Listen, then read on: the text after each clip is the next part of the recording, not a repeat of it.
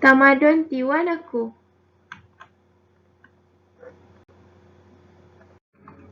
Pengenalan tamadun Tiwanaku. Tamadun berasal dari bahasa Arab iaitu madana, madain dan mudun yang memberi maksud perbuatan sesuatu masyarakat yang membuka bandar atau penempatan secara tetap serta perbuatan yang memperhalusi budi pekerti. Manakala mengikut Kamus Dewan Bahasa, perkataan tamadun bererti kemajuan kebudayaan dan peradaban. Tamadun Tiwanaku dikenali sebagai Tiahuanaku adalah sebuah bandar purba dan pusat tamadun yang wujud jauh sebelum sejarah Inca dan juga salah satu negeri empayar pertama di Amerika Selatan. Ia terletak di kawasan tanah tinggi Andean, Bolivia iaitu berhampiran Tasik Titicaca. Sumbangan dari tamadun ini termasuk piramid Angka Panah, sebuah infrastruktur kuno yang tertua. Dasar budaya penduduk Tiwanaku di Bolivia adalah penyembahan matahari. Tamadun Tiwanaku hancur sebagai kuasa politik serantau selepas 700 tahun dan ianya berlaku beranggaran 1100 Masihi. Seterusnya, saya akan menerangkan tentang latar belakang tamadun purba Tiwanaku. Latar belakang purba Tiwanaku. Bahasa Spanish Tiahuanaco merupakan tempat paling terkenal, misteri dan tidak diterokai di Bolivia. Ia wujud sebelum sejarah Inca dan merupakan sebuah bandar purba. Berdekatan dengan Tasik Titicaca dengan ketinggian kira-kira 4,000 meter di paras laut di Jabatan Lapas. Tiwanaku muncul jauh sebelum tamadun Inca dan wujud selama 27 abad. Negeri Tiwanaku menduduki wilayah dari Danau Titicaca ke Argentina. Dasar budaya penduduk Tiwanaku di Bolivia. Yang pertama ialah penyembahan matahari. Yang kedua, buah yang kuno India dianggap seperti emas. Yang ketiga, emas dihiasi dengan pembinaan suci.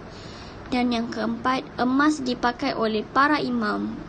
Ia menunjukkan hubungan dengan matahari. Malangnya, banyak kepingan emas dicuri di tamadun Tiwanaku semasa tempoh penjajahan Sepanyol, dicairkan atau dijual di black market. Latar belakang ekonomi purba Tiwanaku. Ekonomi negara tamadun ini dibina di atas tanah seluas 200 hektar. Gundukan dan sistem pengairan dibina di sini untuk mendapatkan tanaman yang baik dalam iklim yang kurang baik, yang diiktiraf sebagai agrosistem dunia yang paling kompleks. Bukan hanya pertanian, purba Tiwanaku. Penduduk kuno Tiwanaku di Bolivia terlibat dalam pembuatan produk seramik yang dapat dilihat di Museum Pulai Mauriti. Hanya sebilangan kecil kapal seramik yang sampai kepada penduduk kuno Tiwanaku di Bolivia. Hal ini kerana pemukulan mereka termasuk dalam upacara suci. Seterusnya, latar belakang teknologi. Sehingga hari ini masih lagi menjadi misteri bagaimana kaum India kuno Tiwanaku digunakan untuk proses batu dari mana objek utama kota Tiwanaku di Bolivia dibina dan bagaimana mereka menyampaikan dari sebuah kuari yang terletak 80 km dari kota ke lokasi pembinaan. Bandar Tiwanaku di Bolivia mempunyai pengalaman yang hebat dan pengetahuan yang luas kerana pada zaman kini pengangkutan batu-batu besar hampir mustahil. Bangunan Bandar Tiwanaku. Gambar raja yang pertama ialah Hangman Icha. Observatorium ini telah dibina lebih dari 4,000 tahun yang lalu dan di dalam dindingnya ada ramalan tentang hujan, hari sejuk dan hari musim panas. Gambar raja yang kedua adalah Piramid Akapan. Dikenali sebagai kuil Pachamama Ibu Bumi. Terdiri daripada 7 tingkat, ketinggian mencapai 200 meter. Dan gambar yang terakhir adalah arca, diukir dari monolit dan ditutupi dengan pelbagai simbol yang menceritakan kisah yang berbeza dari kehidupan tamadun purba Tiwanaku. Assalamualaikum, selamat sejahtera. Nama saya Muhammad Khairi bin Afendi. Okey, baik, seterusnya saya akan menerangkan mengenai pertanian dan juga keagamaan bagi tamadun Tiwanaku. Okey, yang pertama, saya akan menerangkan mengenai pertanian bagi tamadun Tiwanaku. Yang pertama adalah lokasi tamadun Tiwanaku ni adalah lokasi yang sangat strategik, iaitu di antara tasik dan juga tanah tinggi Andean. Tanah tinggi Andean ini merupakan tanah yang kering. Oleh itu, kedudukannya sangat strategik kerana kedudukannya di tengah-tengah itu dapat menyediakan sumber utama iaitu ikan, burung liar, tumbuhan dan juga tempat pengembalaan unta, terutamanya lamas. Okey, seterusnya, ekonomi Tiwanaku adalah berdasarkan kepada pengeksploitasian sumber-sumber tasik titi caca, iaitu pengembalaan lamas dan alpaka serta pertanian terancang dan sistem ladang yang dibesarkan. Okey, yang kedua adalah persekitarannya yang produktif. Kenapa persekitarannya yang produktif adalah kerana di tamadun Tiwanaku, hujannya adalah hujan yang sangat lebat dan hujannya dapat diramalkan. Oleh itu, budaya Tiwanaku adalah dengan mengembangkan lagi pertanian yang diperluas, iaitu poin yang ketiga, budaya pertanian. Seterusnya, di sebelah timur, Altiplano adalah kawasan tanah yang sangat kering, iaitu Tiwanaku mengembangkan teknik pertanian khas yang dikenali sebagai pertanian ladang banjir, iaitu poin yang keempat adalah menerangkan mengenai teknik yang digunakan oleh tamadun Tiwanaku yang dipanggil sebagai Sukakulu atau ladang banjir. Teknik ini telah menunjukkan hasil yang sangat memberangsangkan walaupun teknik ini menggunakan tenaga buruh.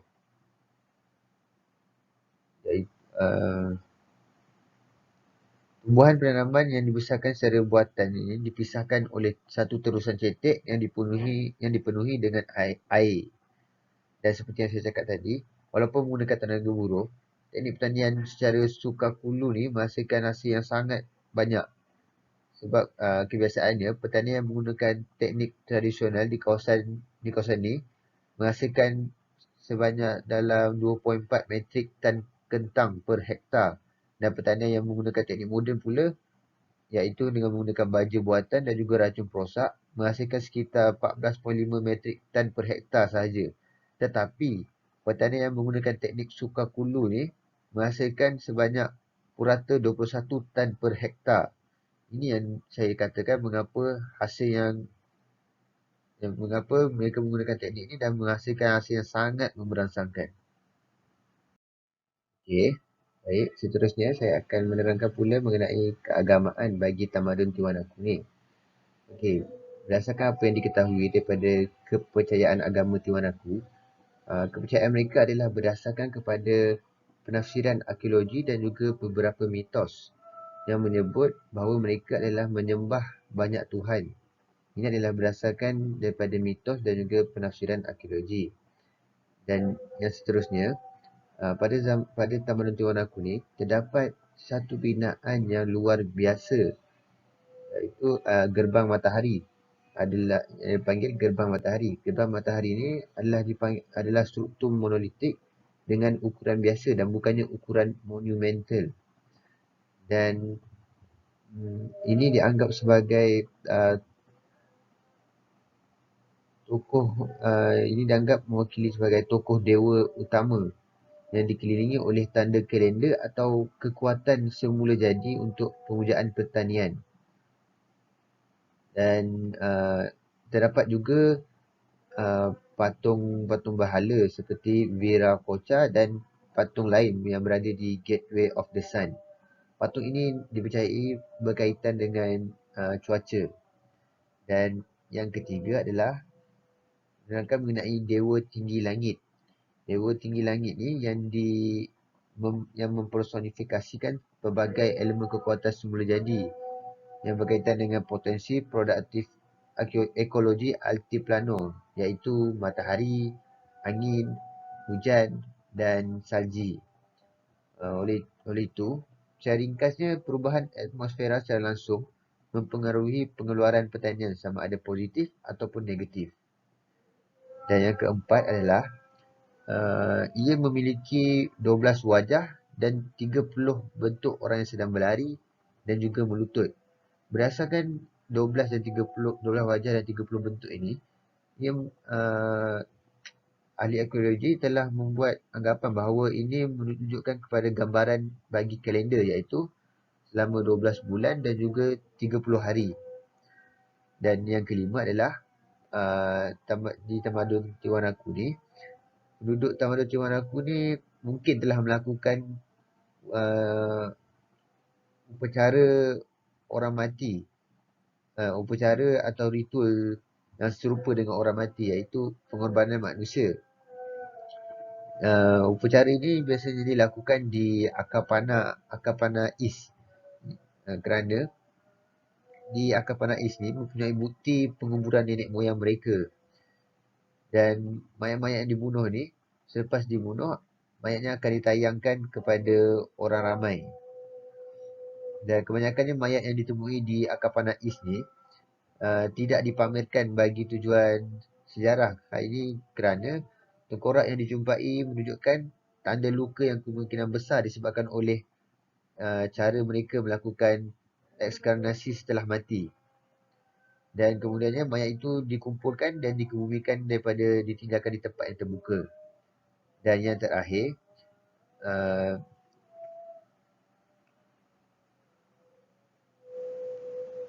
Tiwanaku juga melakukan pengorbanan manusia di atas sebuah bangunan yang dikenali sebagai Akapana. Ini sama juga macam poin tadi. Dan jenis pengorbanan manusia termasuk seperti mangsa yang diretas, dipotong-potong dan didedahkan kepada karnivor sebelum dimasukkan ke dalam tong sampah. Lembah Titicara ini menunjukkan bahawa pengorbanan ini kemungkinan besar berasal daripada masyarakat lain. Hal ini kerana penyelidikan menunjukkan bahawa seorang lelaki yang dikorbankan bukan berasal daripada lembah Titicaca, iaitu bukan berasal daripada kawasan tamadun Tiwanaku ini. Dan oleh itu, sekian saja daripada saya. Terima kasih. Selanjutnya kita akan ke bahagian tokoh. Jadi di sini tamadun Tiwanaku ini dikesan pada tahun 800, sekitar tahun 800 sebelum Masihi. Jadi tokoh yang ditemui semasa zaman tersebut tidak ada, namun terdapat tokoh yang dimaklumkan yang menjumpai tamadun ini, iaitu Pedro Ciza de Leon dan Moritz Alphonse Toubeil. Jadi Pedro Ciza de Leon ni, beliau terkenal dengan sejarah perihal di Peru kerana beliau adalah salah seorang tokoh di dalam usaha meneroka Amerika Selatan. Beliau telah menulis buku dalam 4 bahagian, namun hanya bahagian pertama sahaja yang berjaya diterbitkan oleh beliau sendiri, dan selebihnya diterbitkan pada abad ke-19 dan 20. Ciza de Leon dilahirkan dari keluarga percakapan Yahudi sekitar tahun 1920. Maaf, bukan 1920, tetapi 1520 di Llerena, sebuah bandar di Tenggara Extremadura, kurang daripada 100 km ataupun 60 batu daripada Portugal. Ciza de Leon mengambil bahagian dalam pelbagai ekspedisi bagi membantu menjumpai sejumlah bandar. Aktiviti ini merangkumi yang berikut: 1536 dan 1537 ekspedisi ke San Sebastian di Buena Vista dan Urute dengan Alonso de Sacares. Yayasan San Ana de los Caballeros Colombia bersama Josh Robledo pada 1549 beliau telah merekodkan penemuan beliau iaitu menjumpai sebuah tamadun Tiwanaku ketika misi mencari ibu kota Inca Selatan Kulasuyu. Pada yang kedua pula, Moritz Alphonse Tubel. Semasa keberadaan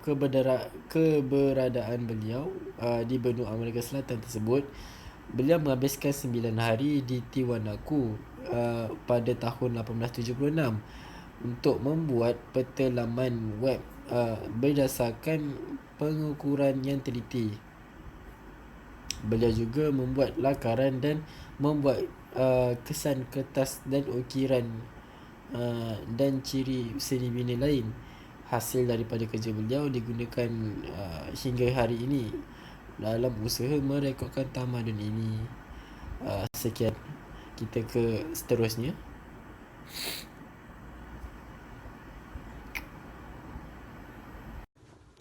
Assalamualaikum warahmatullahi wabarakatuh. Nama saya Abdul Hakim bin Yusri dan hari ini saya akan membentangkan tentang cabaran ataupun kebangkitan dan kejatuhan bagi tamadun Tiwanaku. Jadi bermula sekitar tahun 600 sebelum Masihi, populasi tamadun ini berkembang dengan sangat pesat disebabkan oleh kemasukan secara besar-besaran daripada penduduk luar. Jadi sebahagian besar bandar telah dibina dan diubah suai bagi menampung jumlah penduduk yang semakin meningkat. Ciptaan seramik yang dihiasi dengan corak-corak yang menarik telah berjaya menarik ramai penduduk luar untuk masuk dan menetap di tamadun Tiwanaku. Dan ini telah menyebabkan tamadun Tiwanaku ini berkembang dengan sangat pesat sehingga ke Peru, Bolivia, Argentina dan Chile. Beberapa buah patung yang diambil daripada kawasan yang berbeza-beza telah diletakkan berhampiran dengan patung yang dikenali sebagai Gods of the Tiwanaku. Ini bagi menunjukkan bahawa kuasa yang dimiliki oleh mereka adalah sangat besar dan daripada kuasa-kuasa lain. Para arkeologis telah menemui seramik-seramik yang dicipta oleh tamadun ini di serata tempat, menunjukkan bahawa penguasaan daripada tamadun ini adalah sangat besar dan menyeluruh. Populasi tamadun Tiwanaku ini terus berkembang sepanjang tahun 600 hingga tahun 700 sebelum Masihi, menjadikan tamadun ini sebagai sebuah tamadun yang sangat penting di selatan Andes.